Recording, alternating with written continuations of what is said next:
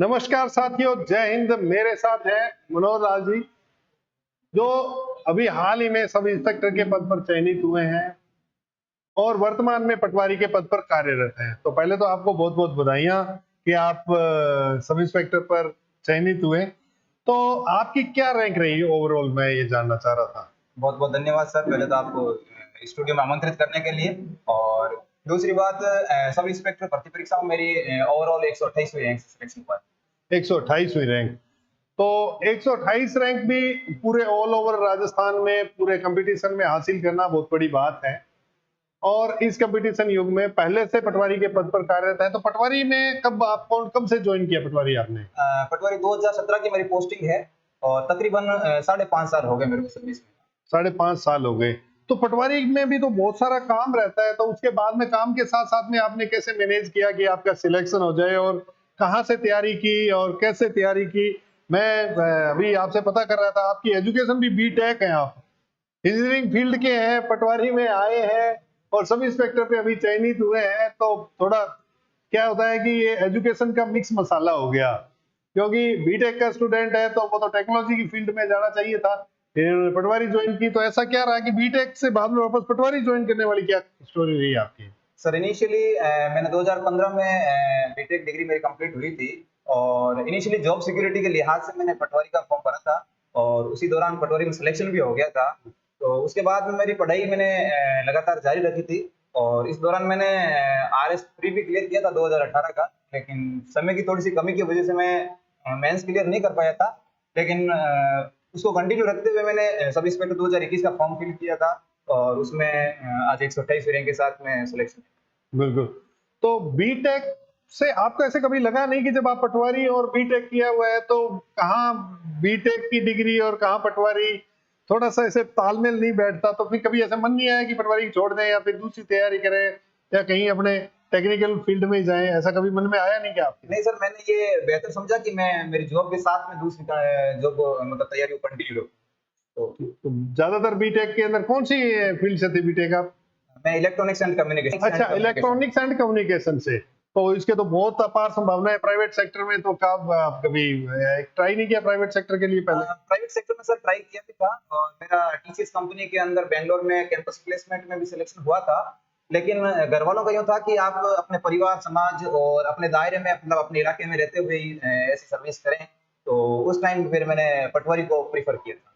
बिल्कुल, निश्चित रूप से गांव परिवेश में जिस जहां अपने बढ़ते हैं, आगे बढ़ते हैं, तो घर वालों के परिवारजन या अपने रिश्तेदारों की यही उम्मीद रहती है कि यहीं आसपास नौकरी कर ले।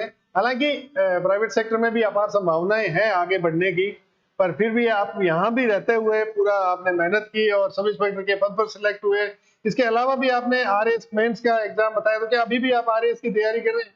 हाँ सर, इंसान को जितना हो सकता है बेहतर करने की कोशिश करनी चाहिए और उसी लिहाज से मैं जैसे टाइम मिल रहा है तो आरएस का भी मैं तैयारी करने की सोच रहा हूँ आगे। तो बीटेक फील्ड से होते हुए फिर हिंदी को कैसे मैनेज किया आप? वो तो पूरा मतलब आपने पूरे ग्रेजुएशन का पीरियड है, उसमें तो कभी हिंदी पढ़ी नहीं, वो तो सारी सारी इंग्लिश ही पढ़ी आपने। सर स्कूलिंग में एकेडमिक टाइम से मेरी हिंदी ठीक ही थी, तो उसका भी मुझे बेनिफिट मिला और थोड़ा सा मेमोरी है वो रिकॉग्नाइज करने में ज़्यादा दिक्कत नहीं होती है, तो इस टाइप की मेरे को कोई ज़्यादा प्रॉब्लम हुई नहीं हिंदी हिंदी को लेके। हालांकि अभी ज्यादा राजस्थान के कंपटीशन में जो बच्चे आ रहे हैं वो बीटेक काफी है। इस बार सब इंस्पेक्टर की भर्ती में खूब सारे बीटेक स्टूडेंट भी सिलेक्ट हैं और पीछे आरएएस में भी बीटेक स्टूडेंट खूब सिलेक्ट थे। तो निश्चित रूप से माइंड तो आपका शार्प ही है, जभी तो बीटेक पहले आपने कंप्लीट की और फिर ये, तो हम भी ये चाहते हैं कि आप आगे बढ़े।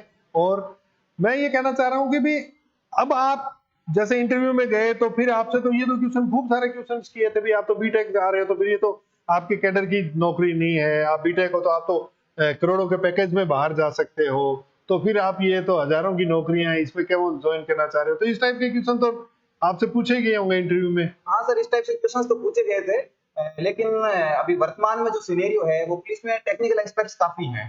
अभी जैसे कि जो क्राइम है वो उसका सिनेरियो है वो साइबर क्राइम टाइप में है, तो इसमें टेक्निकल फील्ड को लेके काफी गुंजाइश है। तो मैं चाहूंगा कि उस फील्ड में मैं कुछ और बेहतर कर सकूं। हाँ, बिल्कुल निश्चित रूप से आपने सही कहा। अभी टेक्नोलॉजी में अपने यूँ कहें कि थोड़ा पुलिस पिछड़ी हुई थी, तो पहले क्या है कि उनको थर्ड पार्टी असिस्टेंट लेना पड़ रहा था, पर अब जैसे अपनी फौज आएगी तो खुद के ही, तो वो आगे आ जाएंगे। तो बिल्कुल निश्चित रूप से अब जैसे बीटेक जैसे स्टूडेंट हैं किए हुए, ऐसी ग्रेजुएट लोग अपने को मिलेंगे तो पुलिस पूरी आगे बढ़ेगी।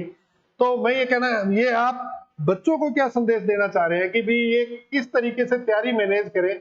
क्योंकि आपको तो मेरे को लग रहा है कि तैयारी को पूरा अलग तरीके से मैनेज करना पड़ा। अभी 12th की, फिर जी सर। आप बीटेक फील्ड में चले गए और वहां बिल्कुल आपका राजस्थान से नाता हट गया, हिंदी से नाता हट गया। फिर आप वापस आते हैं, पटवारी लग जाते हैं और उसके बाद में सब इंस्पेक्टर लग जाते हैं। तो फिर तो मतलब और नौकरी भी कर रहे हैं। तो इन सबको मतलब काफी कुछ उलझन भरा रहा होगा इसको मतलब सीक्वेंस में करने के लिए। सर मैं मैथमेटिक्स का स्टूडेंट रहा हूँ और चीज़ों को लेकर मैं काफ़ी कैलकुलेटिव रहता हूँ। हम्म। तो सबसे पहले मैंने सिलेबस को स्लॉट्स में डिवाइड किया, एक रोड मैप तैयार किया कि मैं किस प्रकार से चीज़ों को कवर कर सकूँ और एक बेहतर परिणाम दे सकूँ। तो यही चीज़ें कैलकुलेशन के हिसाब से मैंने हिंदी को सबसे ज़्यादा प्रेफ़र किया था और हिंदी को कवर करने के बाद में चीज़ें पीछे कोई सी भी नहीं छोड़ सकते हैं। राजस्थान जीके को भी साथ मैंने कवर किया था, लेकिन टाइम की कमी के लिहाज से मैंने हिंदी को थोड़ा-सा ज़्यादा प्रेफ़र किया था। हिंदी को ज्यादा। तो हाँ, निश्चित रूप से हिंदी भी एक यूँ माने कि आजकल हिंदी में पूरे मार्क्स आने लगे लोगों के, 150 प्लस इजी मिल जाते हैं क्योंकि थोड़ी सी मेहनत करते हैं तो नंबर उसमें ज्यादा आने की संभावना रहती है। और जो जीके का पोर्शन है वो काफी बड़ा भी है। तो आप जैसे 12th करने के बाद में बिल्कुल अनटच हो गए, तो दोबारा शुरू करने के लिए एक हिम्मत चाहिए होती है। जैसे बहुत सारे बच्चे ऐसे हैं जो पढ़ाई छोड़ दे। मैं तो ये कहूँ कि आपने एक प्रकार से पढ़ाई छोड़ ही दी थी कंपटीशन के लिहाज से। जी, जी। ये अगर आपने डिग्री इस टाइप की डिग्री की है जो आपके कंपटीशन में कुछ काम नहीं आ रही है, तो बीटेक का तो मेरे को नहीं लग रहा कि कुछ पार्ट अपने ऐसा ही के सिलेबस में जो कंपटीशन का कहीं काम आ रहा होगा। हाँ। तो फिर से एक बार ऐसे लगा नहीं कि भी इससे अच्छा तो ठीक है अपने प्राइवेट जॉब भी करें। नहीं सर, उस टाइम जस्ट इस भर्ती से पहले 2018 की जो 2018 में पोस्टिंग मिली थी पिछले बैच को, तो उसने मेरे को काफ़ी एनकरेज किया था और वहीं से मैं बूस्टअप हुआ और मैंने तैयारी कंटिन्यू रखी थी और नतीजा आज आपके सामने। तो 2018 भी आपने सब इंस्पेक्टर दिया था क्या? नहीं सर, उस टाइम वो आरएस की प्रिपरेशन कर रहा था मैं, तो दोनों में से मेरे को एक चूज़ करना था, तो मैंने आरएस को चूज़ किया था। तो आप हमारे विद्यार्थियों को क्या कहना चाहेंगे, भाई किस तरीके से तैयारी स्टार्ट करें या मतलब क्या ऐसा उनका फ्रेमवर्क रहना चाहिए जिससे क्या है कि वो अंतिम छोर तक पहुंच सके? सर देखो, सक्सेस का कोई शॉर्टकट नहीं होता है।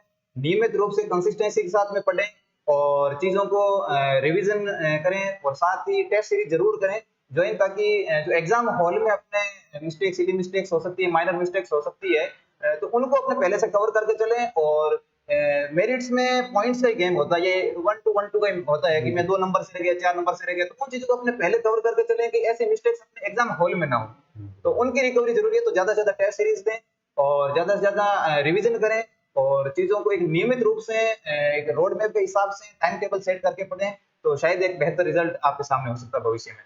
बिल्कुल। तो मैं जो इन्होंने बात कही मैं थोड़ा सा इनका समर्थन करता हूं कि टेस्ट सीरीज का बहुत बड़ा महत्व रहता है। जब आप एक इन्वायरमेंट में एग्जाम देते हैं तो उससे क्या है कि आप जो रिजल्ट पे जो पहुंचना चाह रहे हैं, जो आप मतलब ओएमआर सीट भरते हैं, एग्जाम हॉल के ओएमआर सीट भरने की तरीका ही अगर आपने कई बार प्रैक्टिस की है, तो जब आप एग्जाम हॉल में जो आपके ऊपर मानसिक दबाव होता है तो वो निश्चित रूप से कम हो जाता है क्योंकि वो मानसिक दबाव आप पहले 10-12 टेस्ट देके और झेल चुके होते हैं।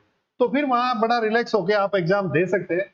इसका मैं मेरा खुद का एग्जाम्पल दूं कि मैं जब सब इंस्पेक्टर का एग्जाम दे रहा था 2007 की भर्ती का, तो फर्स्ट क्वेश्चन आया था मेरे कि भारत के रक्षा मंत्री कौन है। मतलब इतना आसान क्वेश्चन कि मैं सोच नहीं सकता, पर भारत के रक्षा मंत्री कौन है। और फिर ऐसा कंफ्यूजन हुई कि मतलब उस टाइम में पी चिदम्बरम साहब भी रहे, प्रणब मुखर्जी साहब भी रहे।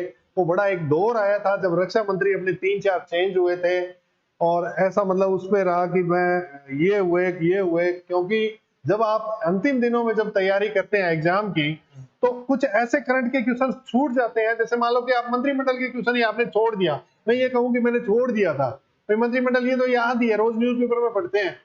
पर वो क्या हुआ कि एग्जाम से जस्ट पहले ही, महीना भर पहले ही चेंज हुए थे, वही एग्जाम में उठा के उन्होंने दे दिया और नीचे ऑप्शन वही दे दिया जो पीछे पिछले 6 महीने के अंदर रक्षा मंत्री रहे। तो ये भी एक दबाव था मेरा, वो क्वेश्चन गलत हुआ और उसके कारण मेरी रैंक में काफी कुछ फर्क पड़ा। और वो जो पॉइंटों का आप बता रहे हो मेरी लगभग मैं यूँ कहूँगी मेरी 50 रैंक का फर्क पड़ गया उसमें, 50 रैंक, क्योंकि वो नेगेटिव भी गया नेगेटिव। और नहीं तो उसमें पॉजिटिव रहता। तो बिल्कुल आपका बहुत-बहुत धन्यवाद। बहुत बहुत और धन्यवाद सर। और आप जो सफलता के प्रतिफल के रूप में ऐसे मंच साझा करना हमारे लिए भी एक सुखद एहसास होता है, और मैं भी एक बेहतर समझूंगा कि हम किसी के लिए प्रेरणा स्रोत बन सकें। तो यही है, आने वाली वैकेंसीज के लिए आप बढ़िया तैयारी करें और एक बेटर रिजल्ट दें और अपना भविष्य वो बेहतर बनाएं। बहुत बहुत बिल्कुल धन्यवाद। प्रेरणा स्रोत आपने कहा भी प्रेरणा स्रोत बन सकते हैं, क्योंकि यही वो आइडियल हैं जिनको देखकर आप जो अपनी कमियां होती हैं, जो कैसे मतलब हम बार-बार जिन सक्सेस से रूबरू कराते हैं, आपको मिलाते रहते हैं, उनका मकसद हमारा ये नहीं है कि हम आपको ये प्रदर्शित करें कि ये हमारे साथ टच में थे, इनका सिलेक्शन हो गया या हमें कोई और।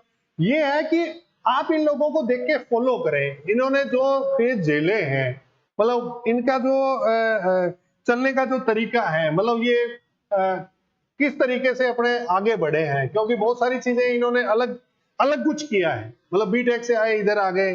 तो मेरा कहने का मतलब ये चीजें आप मन में आती कई बार, नहीं नहीं मैं ये नहीं कर पाऊंगा, मेरे से नहीं हो पाएगा। मेरे को आज भी मलाल है कि मैं आरएस की तैयारी कभी ढंग से नहीं कर पाया, क्योंकि मेरे मन में ऐसे था कि मैंने ग्रेजुएशन ढंग से नहीं करी ना, तो मेरे ग्रेजुएशन के तीनों सब्जेक्ट मेरे कमजोर है, इसलिए पहले सब्जेक्ट चूज करने होते थे दोनों। तो इसलिए जब भी तैयारी करने जाते मन में एक ही झिझक रहती थी, मैंने ग्रेजुएशन ढंग से नहीं करी, जी सर। और उस कारण से मैं तैयारी जब एग्जाम में जाते तो आधा तो वैसे ही हार जाते थे। तो बहुत बहुत धन्यवाद एक बार फिर से आपका। बहुत थैंक बहुत यू।